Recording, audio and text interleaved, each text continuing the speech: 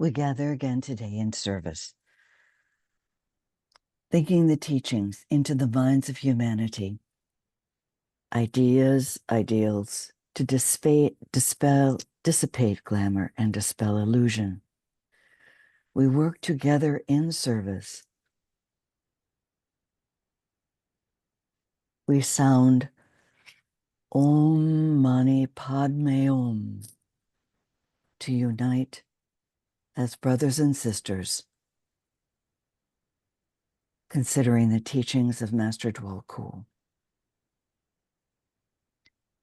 He tells us that part of his task within the ashram is to train us to recognize the new emerging ideas and translate them into the concepts which will condition human thinking in the cycle just ahead.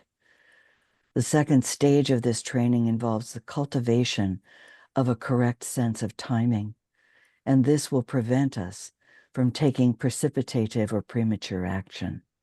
It will give us the key to the real meaning of the eternal now, the synthesis of past, present, and future.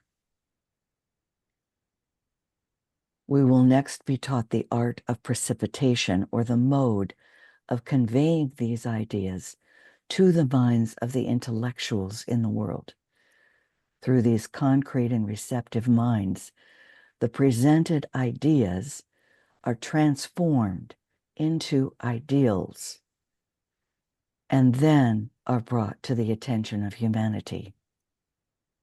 The place and the responsibility of the intelligentsia is not yet fully appreciated, nor have they truly shouldered their task or recognized its definite, defined importance.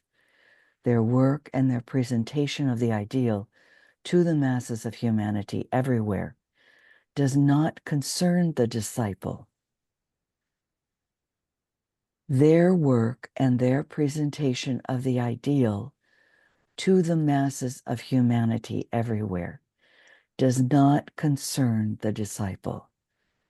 The disciple's work lies primarily with the advanced, pioneering thinker and not with the demanding masses. Master Dwal Kul says, I would ask you to remember this.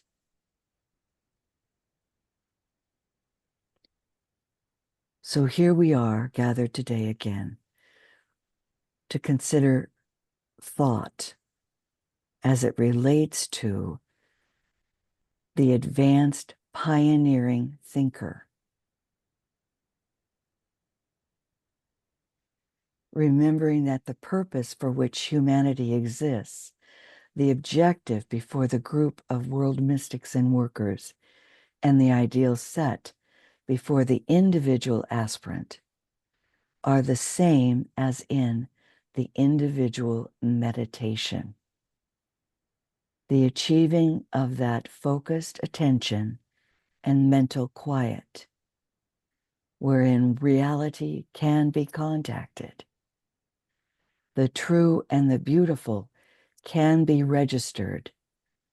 Divine purpose can be recorded, and it becomes possible to transmit to the phenomenal form that we each embody upon the physical plane the needed energy whereby the subjective realization can be materialized. So let's pause and consider how we as a group, the objective before this group of workers is the achieving of that focused attention and mental quiet, wherein reality can be contacted. That is our first goal as a group. So today, as we move through the teachings, let us consider how we can pause and in that pause achieve as a group that focused attention and mental quiet. We closed our last session with this advice from Master DK. Keep silence and the light will enter in.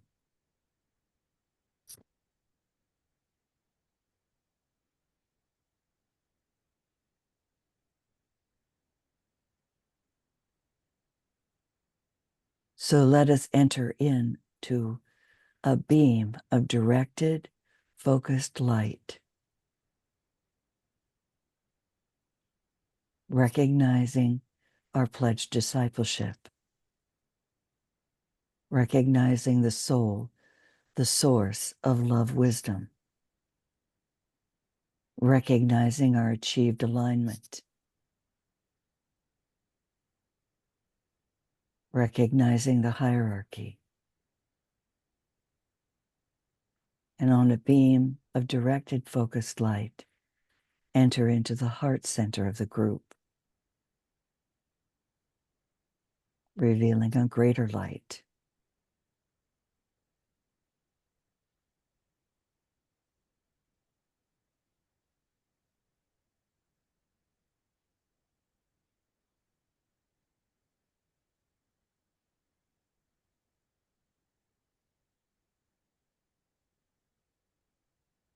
And illumining the way to the center of the light.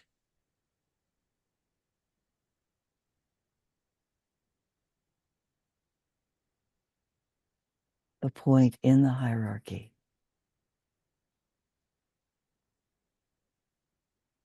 The heart center of our planetary being.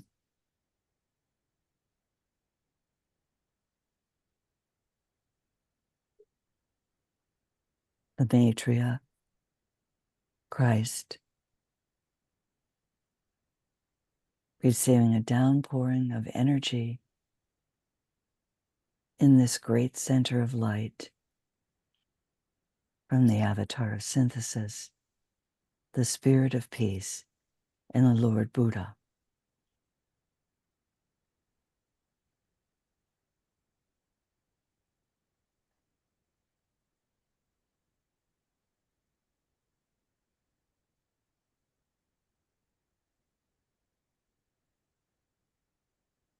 Drawing down that light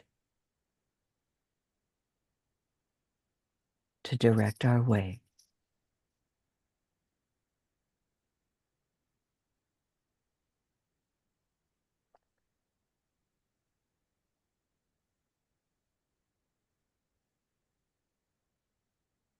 Let us sound the mantra of protection, the protective formula using the sign of the cross of divinity.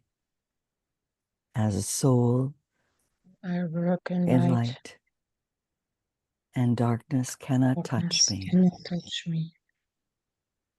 I take my stand within the light. I work from that point, never move.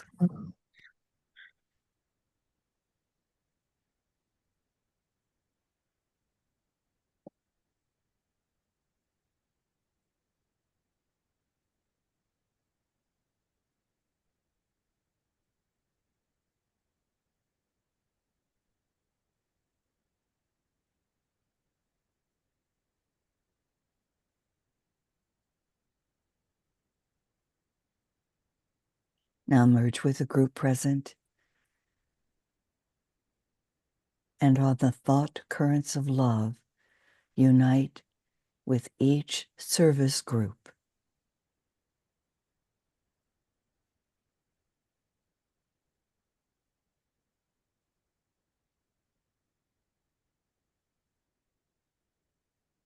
We recognize those who join us from the other side of the veil.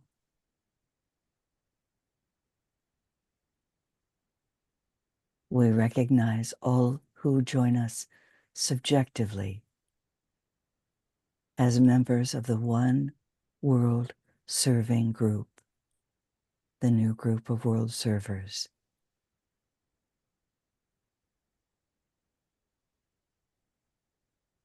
We unite in heart, mind, and the heart in the head.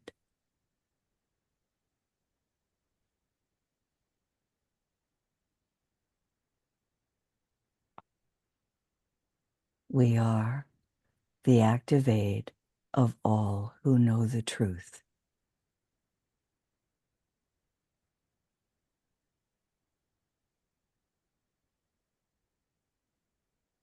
Together, we sound the mantra of light. Radiance. We are and power. We stand forever with our with our hands stretched out, linking the the heavens and the earth, the the inner world world of meaning and the and subtle world world of glamour. We Reach into the light and bring it down to meet the need. Reach into the silent place. And bring from thence the gift of understanding. Thus, with the light we work and turn the darkness into day.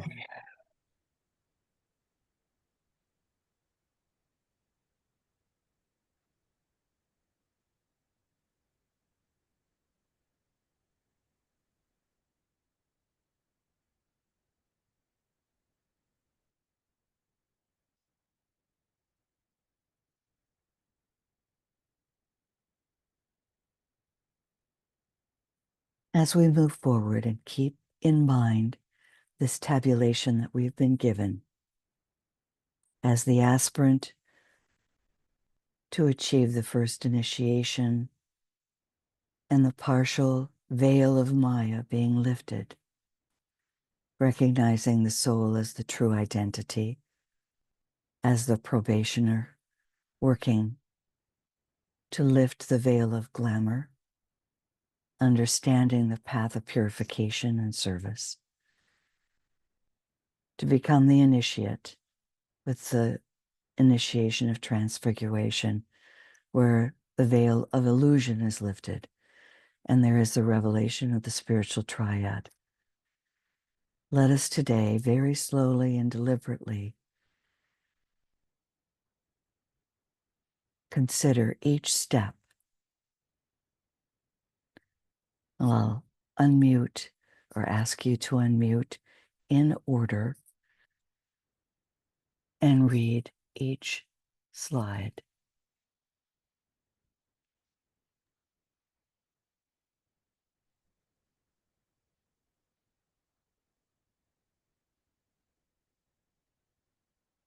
What dost thou see, O disciple on the path?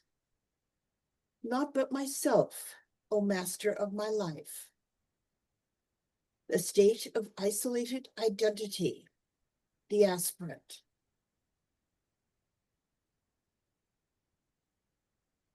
We pause and consider.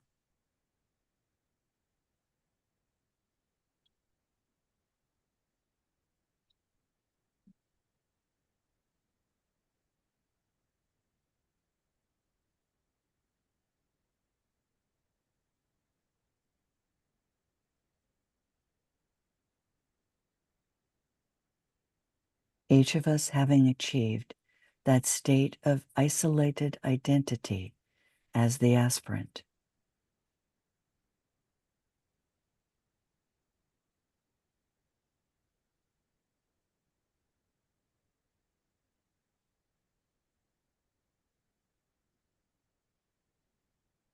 Look closer at thyself and speak again. What seest thou? A point of light which waxes and which wanes and makes the darkness darker. The probationer.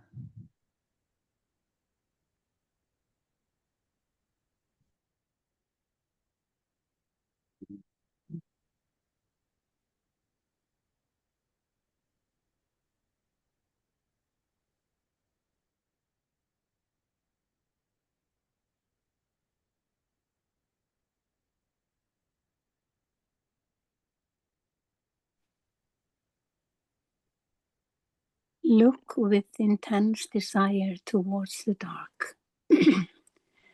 And when the light shines forth, grasp opportunity. What now appears? A horrid sight, O master of my life. I like it not. It is not true. I am not this or that. This evil, selfish thing is not me. I am not this. The state of recognition of the dweller on the threshold.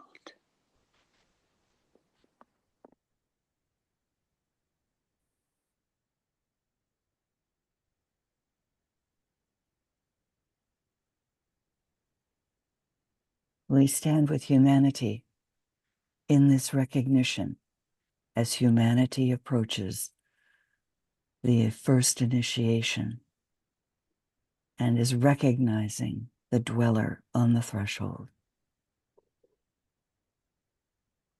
Ellen. Turn on the light with will and power and fierce desire, and then recount the vision that may come. What seest thou? Beyond the dark, revealed to me by means of light, I see a radiant form which beckons me. What is this being, standing gracious in the dark and in the light? Is it, and can it be, myself? Recognition of the soul through illumination and the second initiation.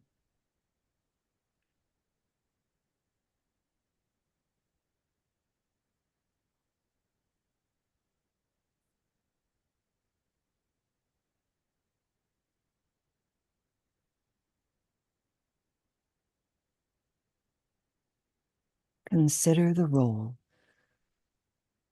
of the one world serving group, the new group of world servers, to, through meditation, achieve illumination for humanity, bringing humanity into alignment with the soul through soul consciousness.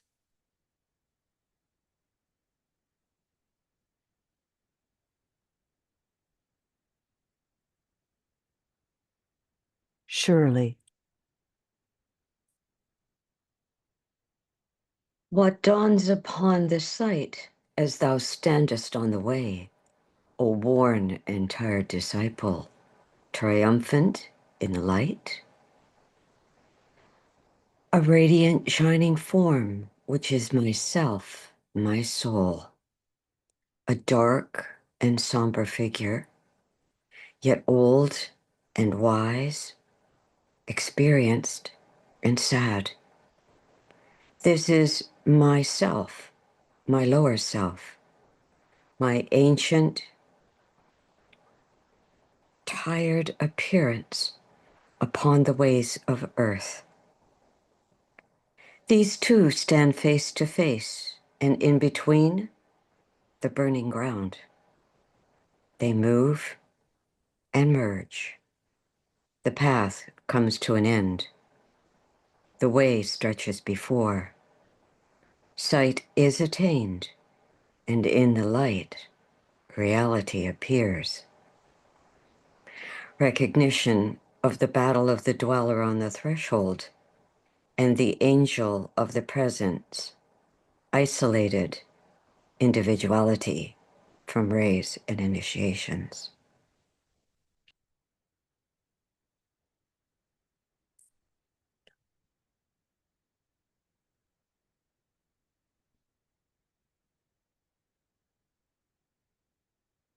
Micah.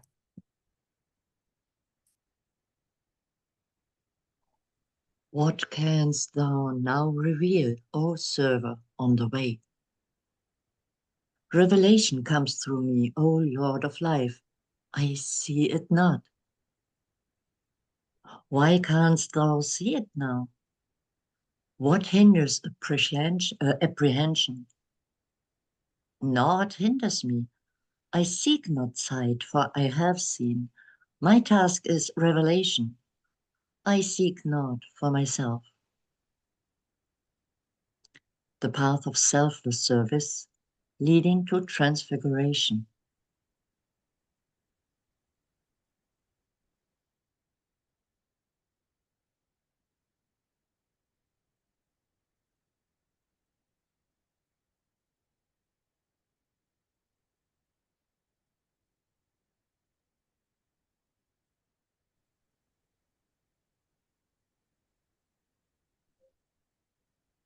What comes thy way for revelation? What hast thou to reveal? Only that which has for aeons long existed and has for aye been here, the oneness of the presence, the area of love, the living, loving, wise, inclusive one, enfolding all and being all and leaving naught outside. To whom must come this revelation, O server of the world of living things? To all enfolded in the living, loving presence, to those who all unknown to them maintain that presence and forever shall endure, as doth that presence.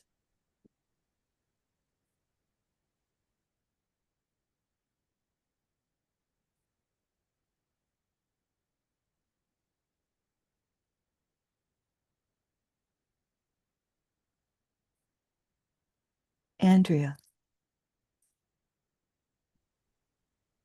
Identification with the soul and recognition of the angel of the presence.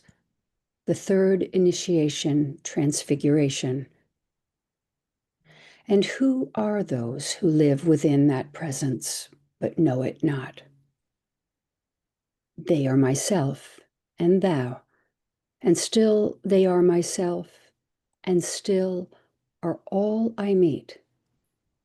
It is the one in every form who think mayhap that form is all, who living thus in time and space, see not the light or life within the form, who hide within, behind the veils, between the fore and 5, the 4 kingdoms in nature and the kingdom of God.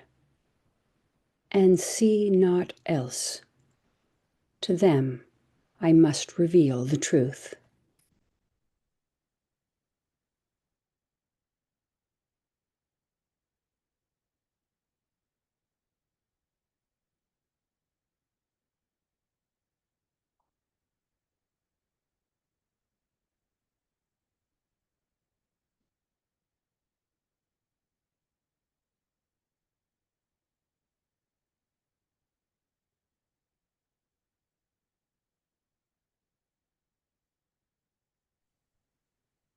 How will you do this, hardest of all tasks, O triumphing disciple? By letting it be seen, I am myself the truth. By living as a fragment of that presence and seeing all its parts. Thus it is, and thus is revelation, brought into the 4 and by the 5th. This is all that I can give you at this time, upon the word and the injunction given to the initiate. Reveal.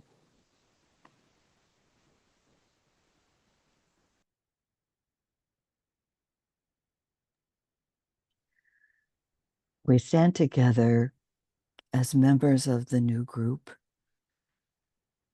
on a precipice to bring together in group formation all these stages, the aspirant, the probationers, the initiates, those who have transcended, transfigured to the point of having achieved the 3rd initiation, and in group formation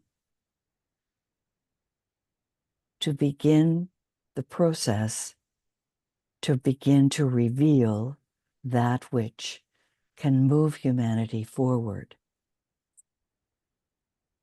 and live as a fragment of that presence, seeing all its parts.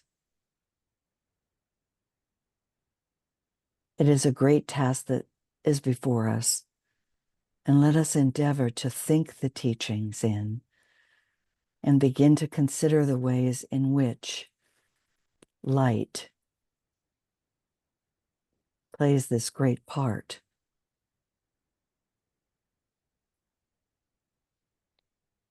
Master DK says to his disciples in Discipleship in the New Age, Volume 1, I have therefore been near you and watched at intervals the tide of life roll over you. I have noted your progress and your delay.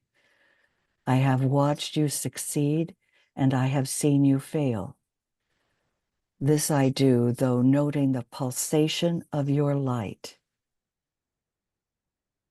not in watching the detail of your daily living.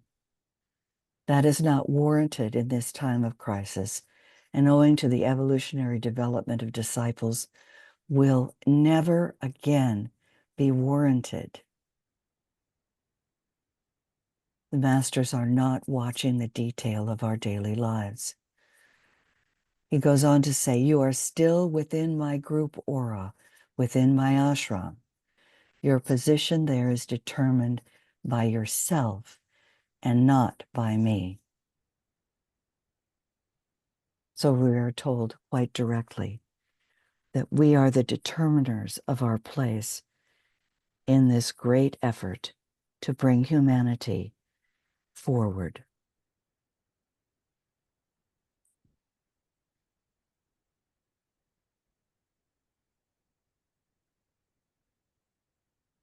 Mary Gale. From the Master DK related to the word, in this context,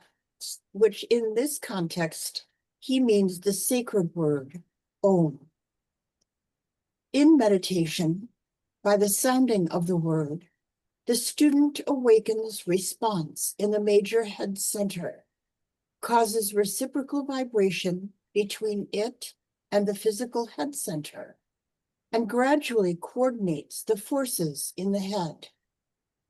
Through the practice of the power of visualization, the third eye is developed. The forms visualized and the ideas and abstractions, which are in the process mentally clothed and vehicled, are pictured a few inches from the third eye. It is the knowledge of this which causes the Eastern yogi to speak of concentration upon the tip of the nose.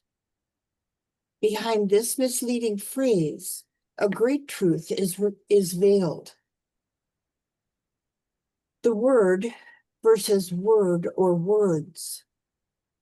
The ideas and abstractions which we visualize develop the third eye. Once visualized, a mental process then clothes and creates a vehicle, picturing this reciprocal vibration, and over time and many lives, the third eye, the vehicle which brings Buddhic light into contact with the soul vehicle, the agoda lotus, is developed and begins to function with greater accuracy, deeper penetration, and functionality to know and serve the plan. We act as if we are making this contact.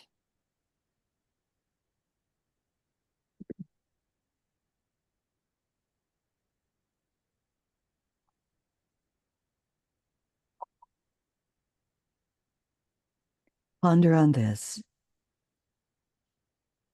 and meditate using the Om to bring about a greater clarity with this reciprocal vibration.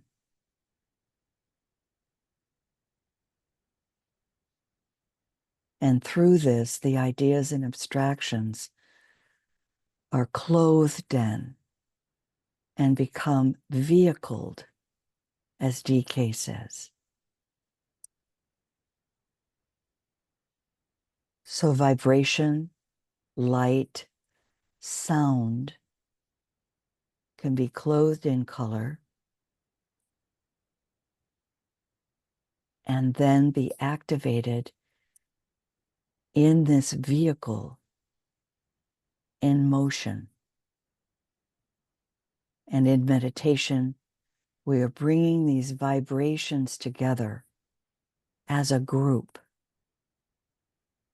and using creative visualization to activate.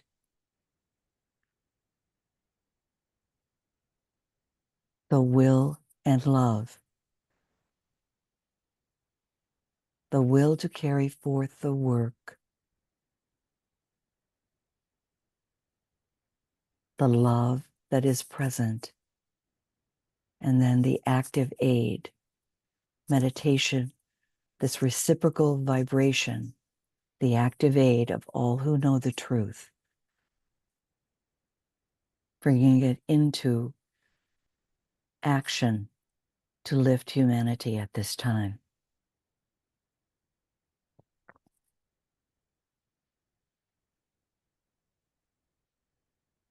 So what do we need to know more about sound? Heike. Sound. Sound permeates all forms. The planet itself has its own note or sound. Each minute atom also has its sound. Each form can be evoked into music, and each human being has his peculiar chord, and all chords contribute to the great symphony which the hierarchy and humanity are playing, and playing now. Every spiritual group has its own tune, and the groups which are in process of collaborating with the hierarchy make music ceaselessly. This rhythm of sound and this myriad of chords and notes blend with the music of the hierarchy itself. And this is a steadily enriching symphony.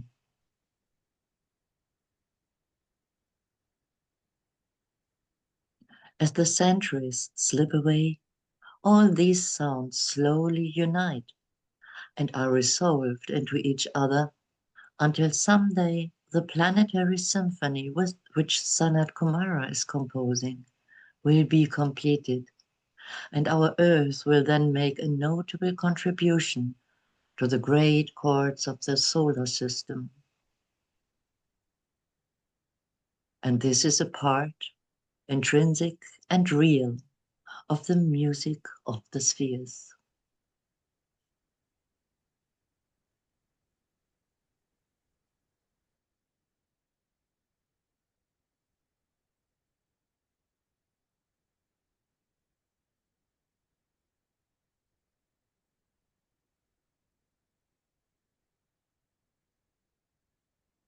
When you're meditating,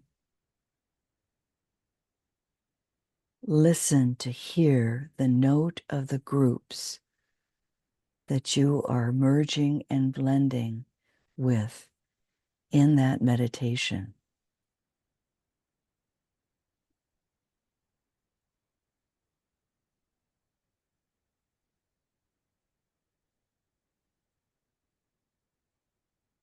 Use the creative imagination and listen to the voices, the notes that are merging and blending to create the tune of the spiritual group.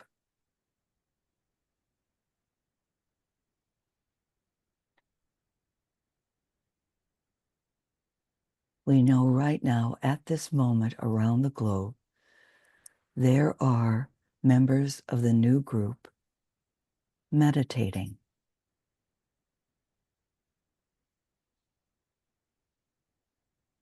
Communicating telepathically on their note,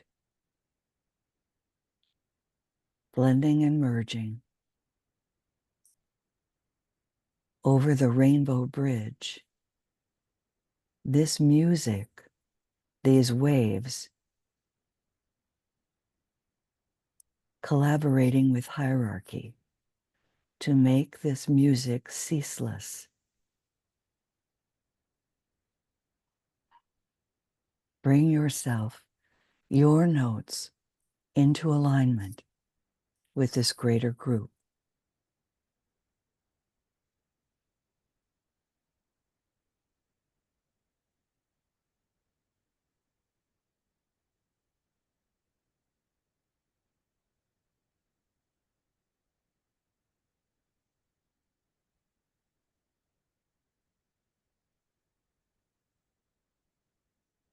The rhythm, the chords, the notes blending into the music of the hierarchy itself.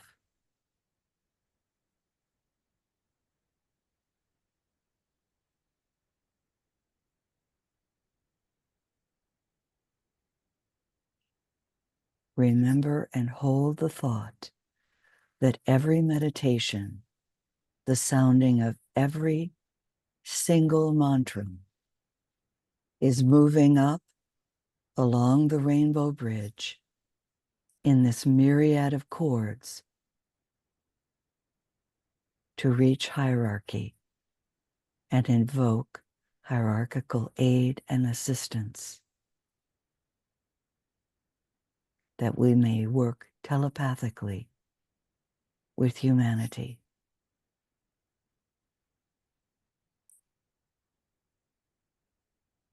The music of the spheres sounded with each technique, whether it be the technique of indifference, the technique of light, the technique of the presence,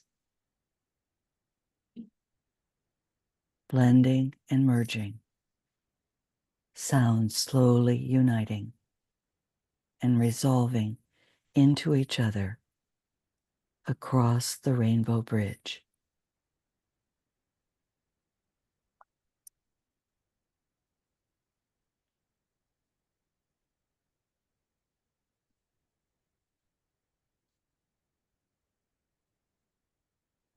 So through the vibration, seeing the light, noting the sound, leading to the experience of color and the variations of the color, harmonizing. Each of us has to deal with our own individual astral emotional body in those thought forms, to quiet, to still, and then using the mind to radiate, to become one with a group astral vehicle in the most productive, useful, and engaged ways, creating the bridge from soul to the clear, quiet peace of the highest astral plane, that of emotional idealism, like a still, transparent surface.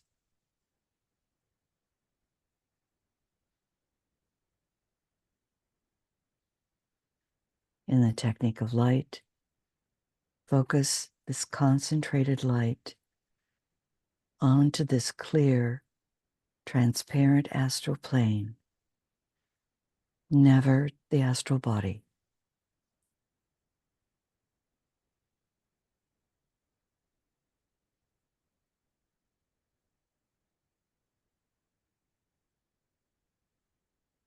So pause for a moment using your memory, remembering in group formation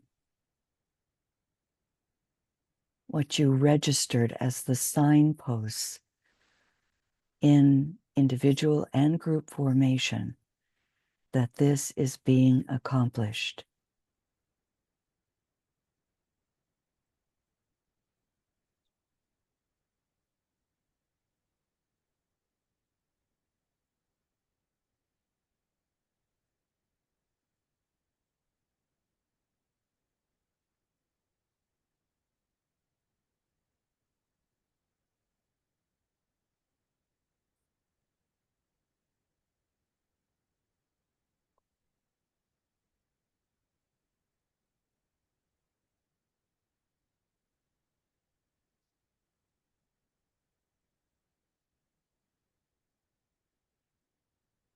We're reminded again of this passage that we were given from a treatise in cosmic fire to assist us in understanding how this kama manasik, this astral transitional thought, is showing up in our own lives and what we are seeing now in our experience as we look at humanity. The ideas that are being generated are emerging of astral, emotional, and concrete mental thought forms. And this is the way in which Master DK describes that for us.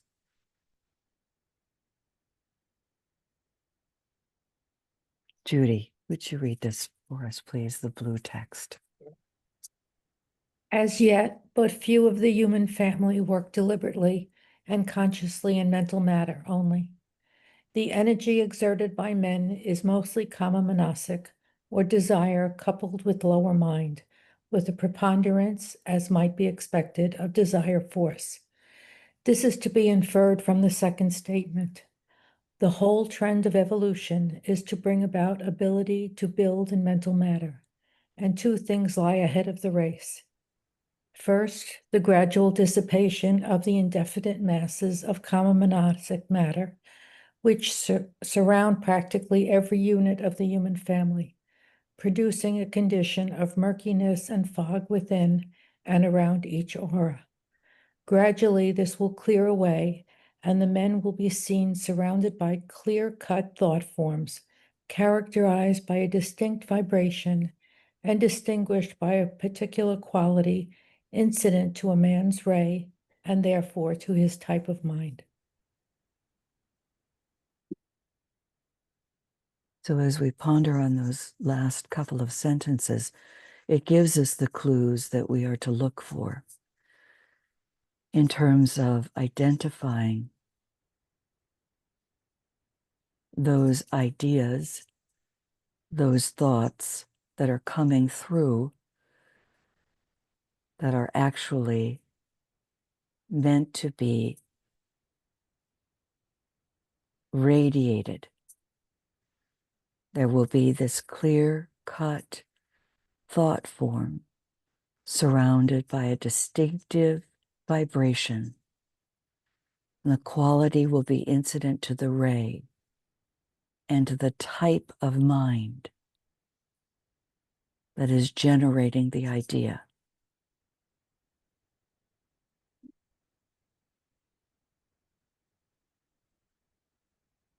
So understanding how Kamanasic thought is showing up, we continue with his second statement. The aggregation of human thought forms, which now are of a personal character vibrating around each human being, as the planets vibrate around the sun, will tend to approximate a group center. This is a very, I think, critical idea for us to hold, that each one of the human beings, just as the planets are vibrating around the sun, we note when we look at, for example, a nation, there are these thought forms of all levels that are approximating into a group center. And that thought energy, which now emanates from each human being as a comparatively weak stream of an indefinite conglomeration of mental matter, of no particular character, forming no particularly distinct forms, and persisting in animating those forms for but a brief period, will be directed towards the creation of that desired by the group, and not solely towards that desired by the unit. So the individuals in nations caught up into this creation that has this preponderance of desire of that group. And this is the basis very largely for the antagonism that all constructive thinkers and group workers encounter. So let us note that in relation to the groups that are working toward a higher soul consciousness, there is an antagonism that those workers encounter. The stream of energy which they emanate and which constructs vital thought forms runs counter to that of the masses of men, awakens opposition, and produces temporary chaos. The prominent workers and thinkers of the human family, under the direction of the lodge, of the masters, the hierarchy, are engaged in three things: the imposition of the newer and higher rhythm upon humanity, the dissipation of the murky clouds of the half-vitalized, indefinite thought forms. Those are very important words that we consider, which surround our planet, thus permitting the entry of interplanetary force and of force from the higher mental levels. So this is, every time we meditate at the full moon, this is what we are doing. We are bringing in this newer, higher rhythm. We are dissipating the glamour and the illusion, devitalizing it, those other thought forms which surround the planet, and then coming together to permit the entry of interplanetary forces from the higher levels and the force from the higher mental levels. So every time we meditate with that higher rhythm in group formation, we are our way, penetrating those murky global clouds, and the interplanetary forces are allowed to enter, are coming in through the hierarchical minds, touching our minds, bringing the ideas from the Buddhic plane into the minds of disciples and initiates.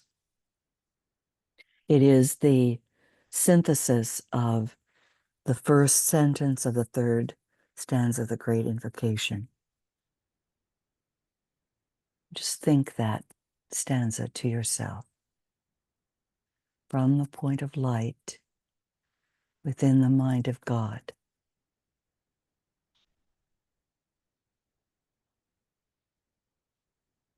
Letting light stream forth into the minds, DK says, of aspirants and initiates. To then let light descend on earth. He gives that note in externalization of the hierarchy.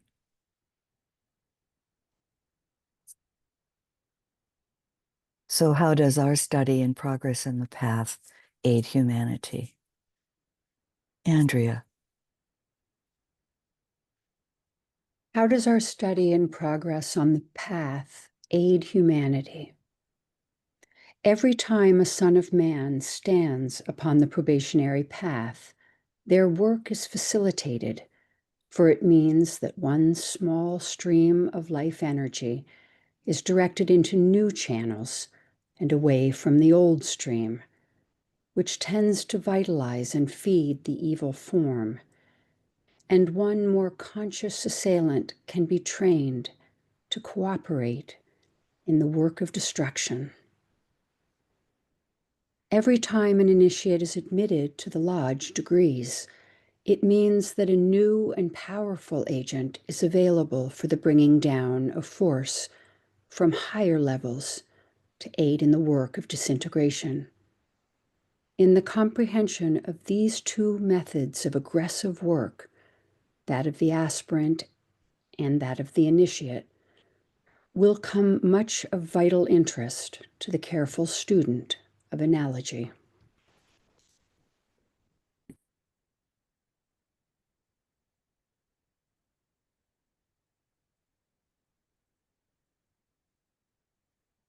So thus, those of us working in group formation are cooperating in the work of the destruction of glamour and the dispelling of illusion,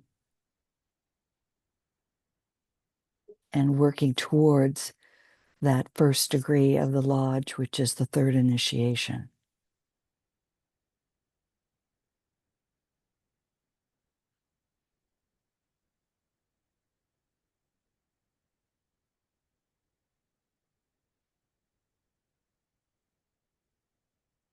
Shirley, would you read this for us, please?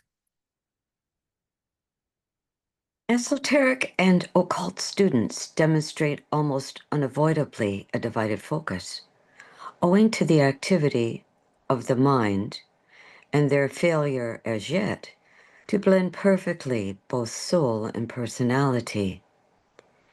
This leads to the dissipation of energy and oft renders their good intent futile. But out of these groups are rapidly emerging those who can work in the right way, and the results will be increasingly effective. The primary result of the correct use of the Great Invocation, as far as humanity is concerned, is acceleration. Forget not, first of all, the necessary process of alignment, wherein you do two things. First, endeavor consciously, which for most of you at present means imaginatively, to align or link soul, mind, and brain so that there is a direct and free inflow from the higher self to the lower. Secondly, endeavor to realize or register your relation to the hierarchy via your own group of disciples, if you know which it is, or in relation to whichever one of the great ones or masters appeals the most to your heart and mind. If neither makes any appeal to your consciousness, the same results will be achieved if you seek to link up with the Christ. So the second thing you do is to focus yourself in as high a consciousness as you are capable of achieving. Then you aim at complete self-forgetfulness. And when that has been gained, you direct your attention to the dual activity of the true disciple, to which I earlier referred. Example, the task of emphasizing a significant understanding of the implications and meanings of the words said and of the results to be achieved. There comes next the sending forth of the words with their hidden potency, and this must be done by you as a soul, using the mind and brain as agents. From externalization of the hierarchy, page 150 through 156.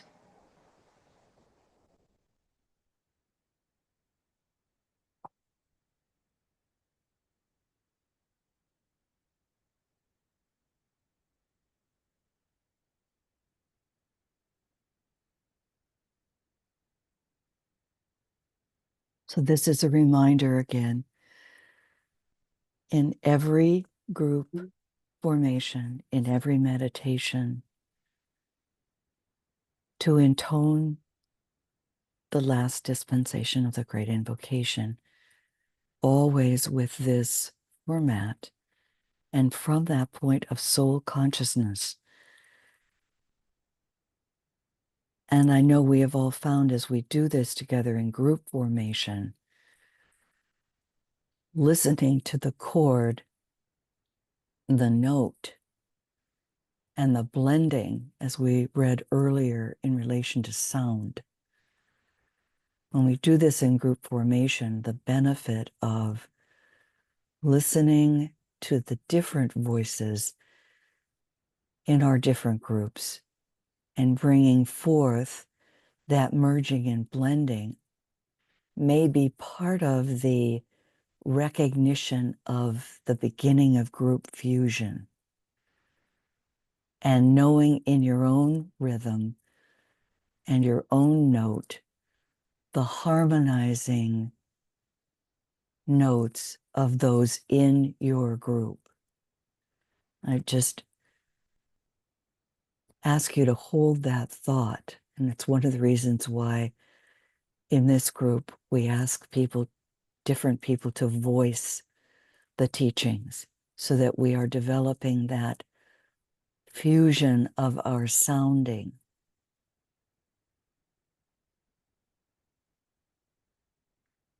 Ben.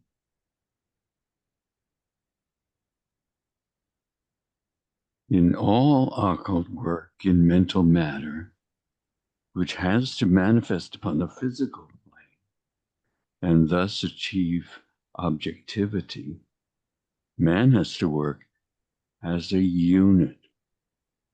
This infers the ability, therefore, of the threefold lower man to be subordinated to the ego, so that the dynamic will of the ego may be imposed upon the physical brain. The method of the man on the physical plane who is engaged in conscious work in mental matter is to be considered in two divisions. First, the initial process of alignment with the ego, so that the plan, purpose, and method of achievement may be impressed upon the physical brain. Would you continue, please? And then a secondary process in which the man, using the physical brain consciously, proceeds to carry out the plan, construct through will and purpose the necessitated form, and then having built and energized the form, to keep his eye upon it. This is stating occultly the great truth back all processes of energizing. The eye of the Lord is much referred to in the Christian Bible, and occultly understood, the eye is that which brings power to a servant and the thought form. Scientists are becoming interested in the power of the human eye, and that faculty of control and of recognition, which is everywhere seen as existing, will have its scientific and occult explanation when it is studied as an instrument of initiatory energy.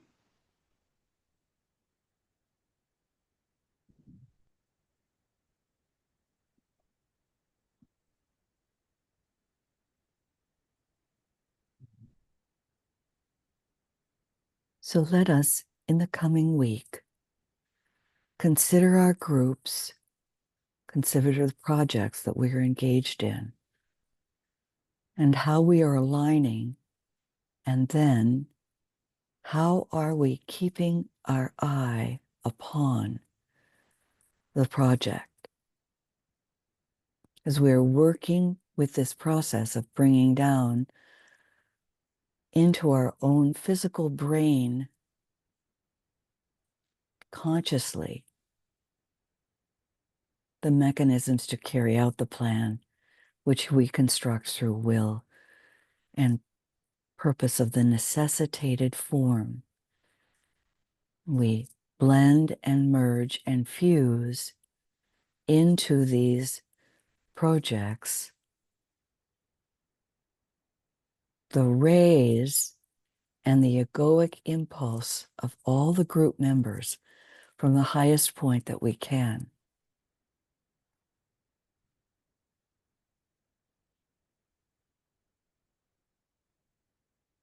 To sustain this effort that we're engaged in, to bring about soul consciousness in humanity. It is a slow process, we know that, but it is to keep the eye of the soul on all of these efforts.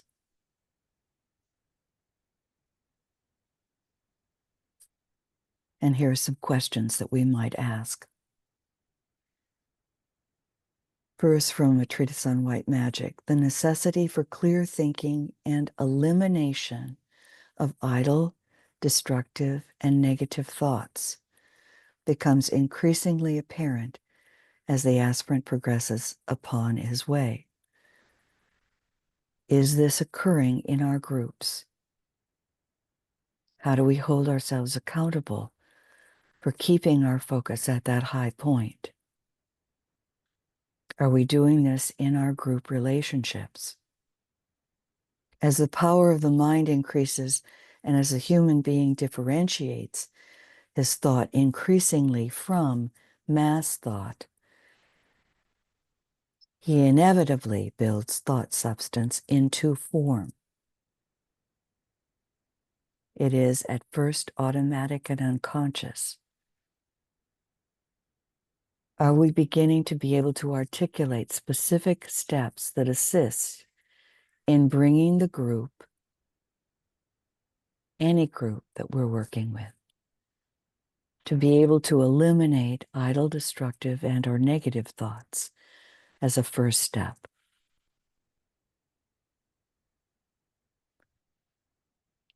Most of us are able to do this in our group work,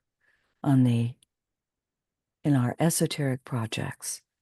Think now of how one might be able to do this in community groups, and even in our own families, to bring soul consciousness into the awareness of those who have not yet stepped upon the path.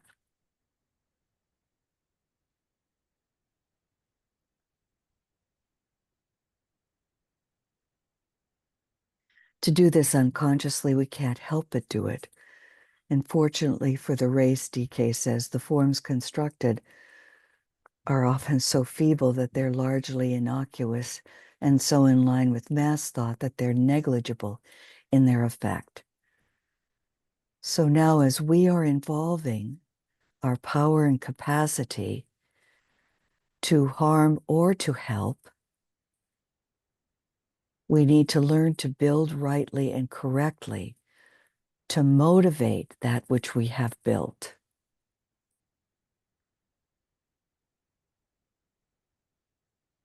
So that we do not become the agency and center of harmful force, which can occur, but we become instead the vehicle for helpfulness, that vibration is high enough, the light is strong enough, the sound is clear and echoes the Om from the soul, the colors are refined, the ideas become high, and our impressions are true.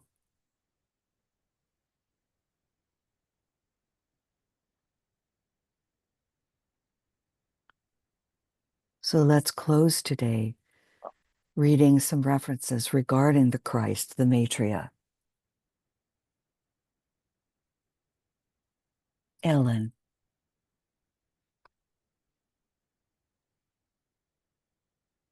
Some references regarding the Christ. Thus, thousands of intelligent men and women will be enabled to free themselves from all delusion and emotional control.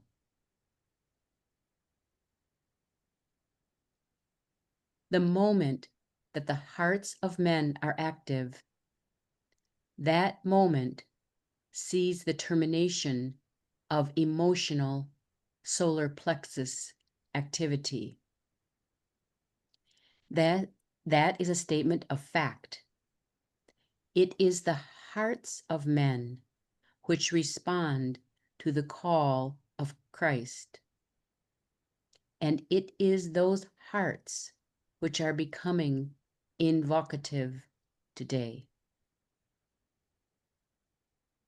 The agonizing emotional cycle through which humanity has passed during the past 100 years, and the emotional tension in which men today live, are also playing their part in fitting humanity to emerge into the realm of clear thought. This will mark a significant turning point in human history and will be one of the results of Christ's future scientific work, if I may use this term, with the hearts of men, bringing them into rapport with the heart of God, related to the second sentence of the final dispensation of the great invocation. From the point of light, the Christ within the heart of God, the hierarchy. Because of the magnitude of this theme and the wide extent of the psychological area in which the masses of men now live, I cannot further enlarge. Externalization of the hierarchy. So the use of this second sentence, from the point of love within the heart of God, the point of love, the Christ, within the heart of God, which for us is the hierarchy. Christ comes, and his scientific work in the next 1,000 years is to achieve this enlightening of the love within the hearts of all men and women everywhere. And we facilitate that effort through our group projects, our meditation, study, and service.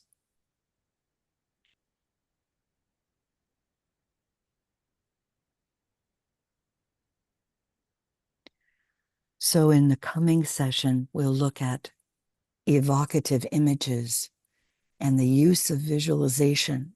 For these are representations of thought forms that are conceived through this process of visualization, and how we can utilize the spiritual eye and utilize these evocative images. And we know now that these are being developed, very high evocative images. For example, those that are coming from the planetary system, TPS, in their work with the new astrology. So thank you all for your focus and concentration and voicing, sounding, as we sound together as we close.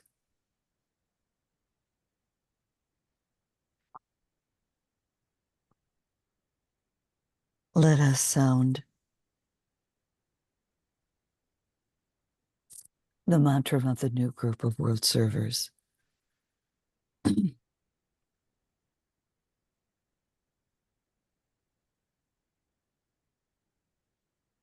May the power,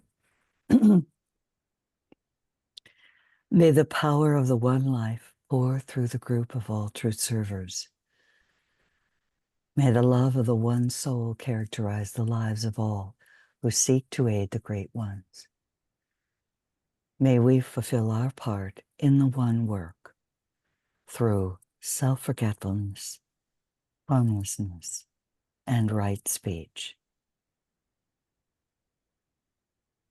We sound the Om in silence.